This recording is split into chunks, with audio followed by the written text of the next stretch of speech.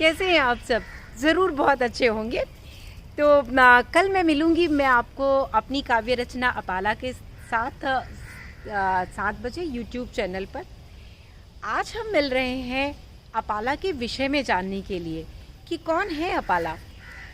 तो अपाला एक ब्रह्मवादिनी थी, जैसे लोपामुद्रा थी, गार्गी थी, घोषा थी। तो उन्हीं के जैसे अपाला भी एक ब्रह्मवादिनी थी। यह स्वतंत्र रूप से अपनी तप साधना करते थे, मंत्रों को अन्वेषण करते थे, तपो साधना करते थे।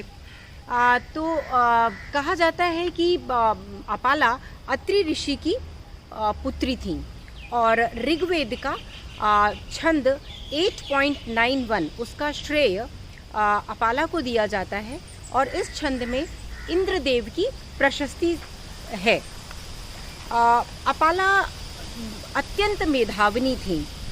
उनको बहुत आसानी से सारे मंत्र, छंद और ऋचाएँ सब बहुत अच्छे से कंठस्थ हो जाया करती थीं। परंतु इन सब से भी बड़ी बात यह थी कि वह अपने पिता से बहुत स्नेह करती थी और उनको प्रसन्न रखने के लिए वह कुछ भी कर सकती थीं। बट एक चीज़ और भी थी कि उनको एक बचपन से ही एक चर्म रोग था और उस चर्म रोग के चलते उनके सिर पर बाल नहीं उगते थे और उनकी जो त्वचा थी वो बहुत ही बदरंगी हो गई थी। तो इस बात से लेकर के अत्रि ऋषि अत्यंत चिंतित रहते थे और क्योंकि अत्यंत सेवानिष्ठ होने के बावजूद और बहुत सर्वगुण संपन्न होने के बावजूद उनका विवाह नहीं हो पा रहा था।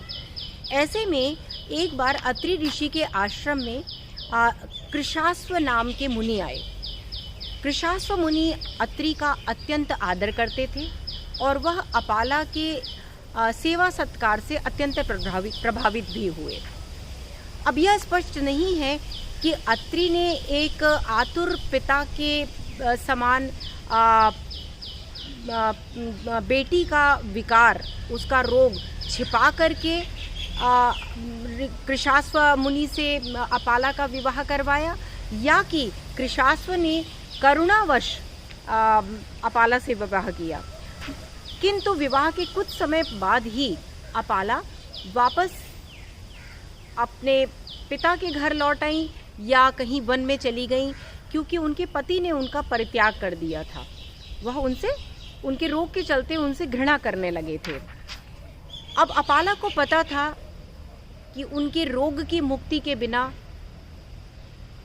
उनको समाज में दोबारा वह प्रतिष्ठा नहीं मिल सकती। तो उन्होंने प्रतिज्ञा की कि जिस रोग के चलते मेरा इतना अपमान हुआ है उस रोग से मुक्ति मैं खुद ही प्राप्त करूंगी। और उनको पता था कि उस रोग से मुक्ति तभी मिल सकती है यदि इंद्र भगवान का उनके ऊपर आशीर्वाद हो। और यह सर्वविदित था वैदिक काल में कि इंद्र को प्रसन्न करने के लिए सोमरस होना चाहिए। अब सोमरस को प्राप्त करने के लिए सोमलता चाहिए। सोमलता एक दुर्लभ प्रकार की लता हुआ करती थी। तो अपाला उसकी खोज में वन वन भटकने लगे और बहुत प्रयास करने के बाद उन्होंने सोमलता ढूंढ ही निकाली और फिर उन्होंने सोमरस की पत्ती को तोड़ा। जब पत्तियां तोड़ी तो आसपास पत्थर तलाशने लगे कि अब इसको पीस करके मैं इससे सोमरस उत्पन्न करती हूँ और फिर मैं इंद्र का आह्वान करूँगी। लेकिन पत्थर कहीं दिख नहीं रहा था। तो उन्होंने भोलेपन से पत्ते को अपने मुंह में ही डाल करके और उसको दांत के घर्षण से सोमरस उत्पन्न किया। तो वो सारा सोमरस उनके मुंह में ही था।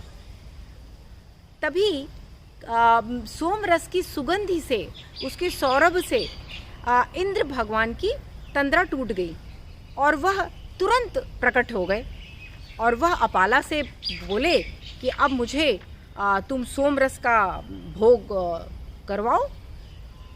तो अपाला ने बड़े ही भोलेपन से कहा कि हे देवेंद्र, आपको देने के लिए मेरे पास कोई भी पात्र नहीं है, मैं सोमरस किसमें दूं आपको। हाँ, यदि आप चाहें तो मेरे मुख में जो ताज़ा निकाला हुआ सोमरस है वो मेरे मुख में है, जो मैंने अपने दांतों के घर्षण से उत्पन्न किया है। आप चाहें तो मैं वह आपको दे सकती हूँ, तो आप ले सकते हैं। तो इंद्र ने मन ही मन उनके भोलेपन को बहुत ही सराहा और उन्होंने उनके मुख से उस सोमरस को ग्रहण किया।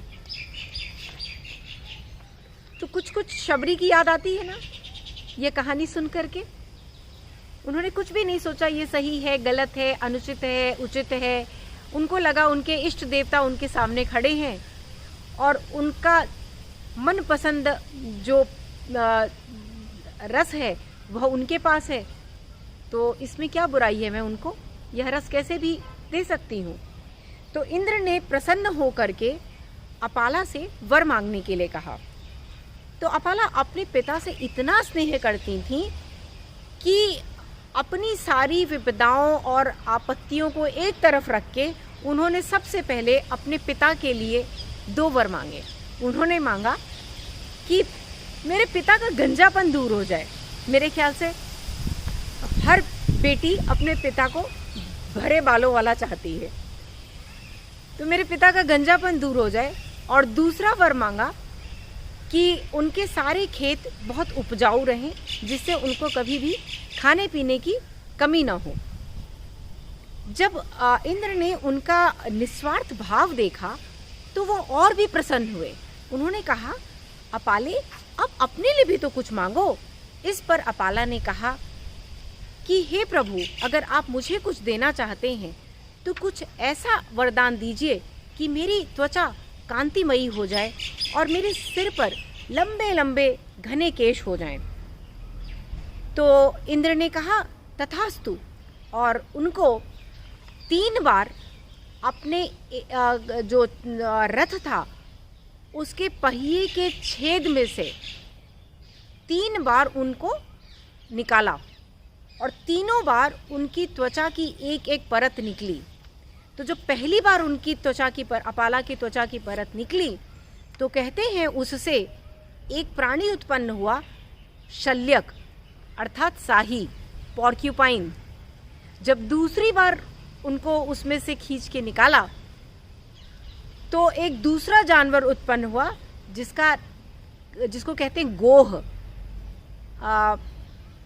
It's a kind of reptile, iguana. And जब तीसरी बार उन्होंने उनकी त्वचा अपाला को खींच करके निकाला तो एक और पशु उससे उत्पन्न हुआ जिसको कहते हैं क्रिकलास। क्रिकलास अर्थात गिरगिट। तो इस प्रकार अपाला का रोग पूर्ण रूप से ठीक हो गया और उनकी काया कुंदन सी चमक गई। तो यह है अपाला का पूर्व परिचय। कल प्रस्तुत करूंगी अपनी काव्य रचना अपाला, जिसमें मिली होगी थोड़ी मेरी कल्पना, क्योंकि बिना कल्पना के काव्य नहीं होता। तो कल मिलते हैं 7 बजे अपाला से मेरे YouTube चैनल पर। नमस्कार।